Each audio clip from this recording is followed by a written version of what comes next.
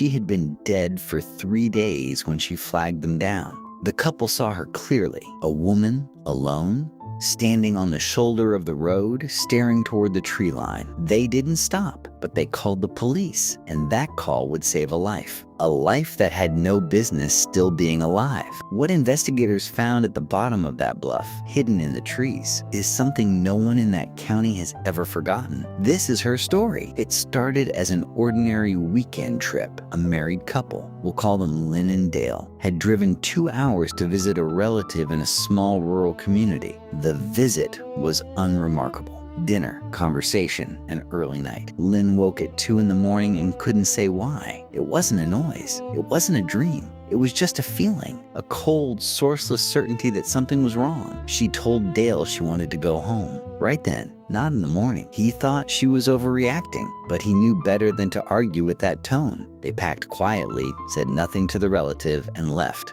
Welcome, viewers. Before we get into tonight's story, if you're new here, welcome. If you are returning, welcome back. Please like, subscribe, or follow. We bring a new story every week. Let's dive right in.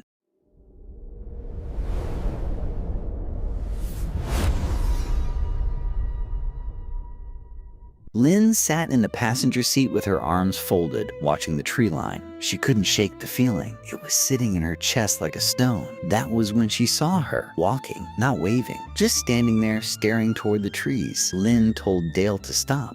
He slowed but didn't pull over. There was something about the figure that didn't feel right, something that made his foot hover over the accelerator instead of the brake. They passed her. Lynn looked back through the rear window. The woman was still there, still staring at the trees. She didn't move. Lynn made Dale pull over a quarter mile up the road. She said, "There's something wrong with that woman." Dale called 911. He told the dispatcher there was a woman alone on the road, possibly in distress, gave them the mile marker, described what she was wearing. White clothing, long hair, no vehicle in sight. The dispatcher said they'd send a unit. Lynn and Dale waited 15 minutes, then drove home. Deputy Ray Garrett was the one who responded to the call. 12-year veteran. He'd driven that stretch of road more times than he could count. He checked the area thoroughly. Both shoulders, the tree line, the ditch, nothing. No woman. No tire tracks, no footprints in the soft shoulder. He logged it as an unfounded call and moved on. It happens. People see things on dark roads,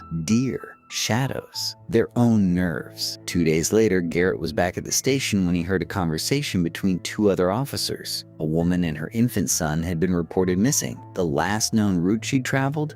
He walked the shoulder slowly this time. He wasn't looking for a woman. He almost missed it. The guardrail on the bluff side of the road had a section where the vegetation was disturbed. Bent branches, broken brush, easy to miss at night. He approached the edge of the bluff and looked down. 60 feet below, partially hidden by the canopy, was a red car. It had gone off the road, likely at speed, and come to rest nose down against a cluster of trees. Garrett called it in immediately and worked his way down the embankment. What he found at the bottom of that bluff changed him. The driver, a young woman, was deceased. The impact had been catastrophic. The medical examiner would later confirm she had died almost instantly. She had been there for at least 4 days. 4 days hidden in those trees while the road above carried traffic that never stopped. Then Garrett heard it. A sound, faint, from the back seat. He pulled open the rear door. Wrapped in a blanket in the back seat, strapped into an infant car seat that it held, was a baby boy, alive, dehydrated, cold. His voice was nearly gone from crying, but alive. He had survived 4 days alone in that car, 60 feet below a road no one had searched, in a county no one thought to look. The investigation into the accident concluded quickly. She had lost control on a curve. Possibly a tire blowout, possibly overcorrection. There was no foul play.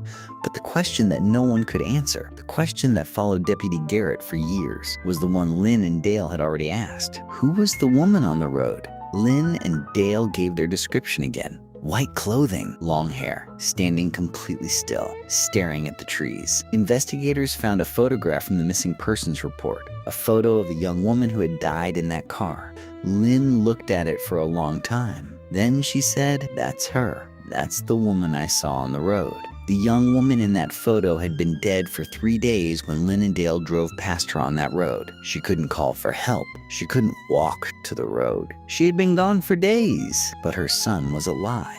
And somehow, In whatever way the dead find ways to speak, she was still there, still trying. She stood on that road until someone stopped long enough to call. The baby boy was taken to a regional hospital and treated for dehydration and exposure. He was released after 3 days. He was adopted by a family member and is, by all accounts, healthy today. Lynn has never stopped thinking about that night. She says she doesn't regret waking her husband. She doesn't regret leaving at 2 in the morning. She says if she's honest, she didn't wake up because of a bad feeling. She woke up because of something she heard, a baby crying. Just for a moment, faint enough that she almost convinced herself it was a dream. There are people who will tell you there's an explanation for all of it, nothing more. And maybe they're right, but Lynn still sleeps with the light on, and she always will.